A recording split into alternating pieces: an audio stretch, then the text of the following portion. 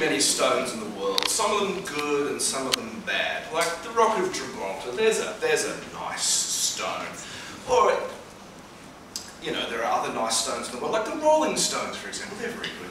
And then there are bad stones, like the one you get in your shoe, or the meteor that comes flying out of the sky, screaming down and obliterates Adelaide, we hope. and then there was the stone that I got in my kidney. Contest chair, fellow Toastmasters, let me tell you about my stone. I laid it down there lovingly in the cavity of my kidney over years and years as strong cups of tea and salty snacks, like a sedimentary rock, or I like to think of it possibly as a pearl, perhaps. There in my kidney, until one day it was ready to go on a journey. A very, very short journey. A journey that went from about there to about there, I think, where it got lodged at the start of my bladder via the urethra. It's a real word, look it up. Urethra.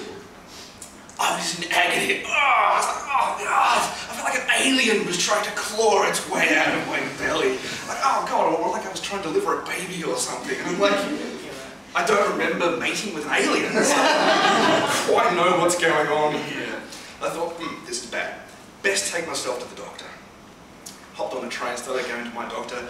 Got about as far as West Richmond Station before I ended up calling an ambulance. Now, here's a tip, folks. If you're calling an ambulance, abdominal pains, don't cut it. If you really want to get some attention, fake chest pains. They'll get you some speedy attention from an ambulance. Eventually the ambulance turned up. I got into the ambulance, they turned it on, we went around the corner, they turned it off again. We had gone to the Epworth. I don't know if you know Richmond, but you can pretty much see the Epworth from West Richmond Station. It's like the world's stupidest, shortest. I could have walked extremely slowly. But they still managed to charge me the princely sum of $893 for the privilege of going these 3 feet. Now, I know this has happened to you, but your mother or your grandmother might have said to you, now, always wear good underwear. You should never know when you might go under a bus. I don't quite what my grandmother sounds like that, but anyway. This happened to me. Now, the underwear was clean. I'll grant you that, it was clean, but it had no elastic. So there I am, I'm dignified hospital gown, they've got antibiotic here, they go at the back, so there I am, I hold the hospital gown together, to prevent my underpants coming up around my knees, so I've got like, not a pretty sight. Eventually they pumped me full of morphine, which was kind of, and I got chatting to this nurse there, and she said, yeah look, she had, let me think, 3 babies. She delivered 3 babies and she'd had 2 kidney stones, and the kidney stones had been worse. Like, this is not information that I needed to hear. Please do not tell me these things. I ended up in the office of a delightful chap by the name of Dr. Raymond Tong. A better name for a kidney surgeon. I'm struggling to imagine it. They were the Tongs. My kidney stone. And I said to him, doctor, look, give it to me straight. How big is this thing? I'm thinking, you know, how big are we talking? The size of a tennis ball? We're talking enormous kidney stone? Oh yes, it's a really big kidney stone. A really, really big kidney stone. I said, well, how big? And he said, well, it's about 6 millimeters. Yeah. It's like this big. This thing, this big, had caused me this much pain and grief. It had caused me so much pain and agony and cost already. It was worth its weight in gold. And then it was an X-ray lodged there like a little chocolate bullet. The next day I rocked up for surgery, got to the hospital really early, ready to go. Power goes out in the whole of West Richmond. Funny enough, they don't do surgery when they don't have electricity.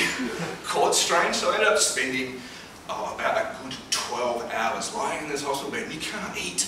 I hate that, you can't eat. Because it interferes with the anaesthetic or something. So I'm there going, oh God, stuff this stupid stone, somebody bring me a burger. Eventually they wheeled me into surgery. Wheeled me in, and I got chatting with the anaesthetist, because you know, it's an interesting job. I thought, oh, that's interesting, you know. She put a needle in my arm and I'm looking at it, oh yeah. What's that interesting vial of a milky... liquid? They go, wait, what? Dr. Tong is there after I woke up with some very, very interesting news. he got into my kidney via the available orifice, shall we say.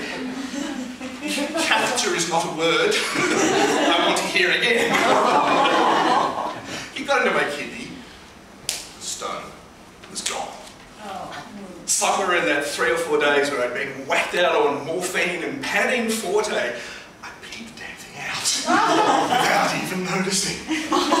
So here I was, 36 hours at absolute agony, thousands of my dollars, undignified things, very undignified things happening to my delicate bits. Come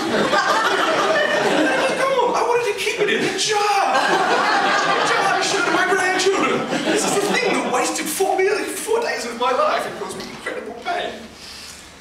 So, I'll just leave you with a few bits of advice. Always drink plenty of fluids. Good advice. This is particularly for the men. Try to avoid getting pregnant. Very painful, it would seem. Always wear good underpants. You never know. And finally, always